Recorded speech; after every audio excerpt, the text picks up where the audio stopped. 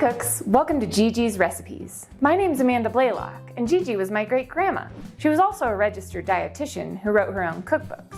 And in these videos, we explore her cookbooks and try a new recipe each week. Today we're making coconut bread pudding. This is a recipe from Gigi's cookbook, Hypoglycemia Control Cookery. So this recipe is low in carbs and high in protein. Let's get started. This recipe puts your leftover bread to work.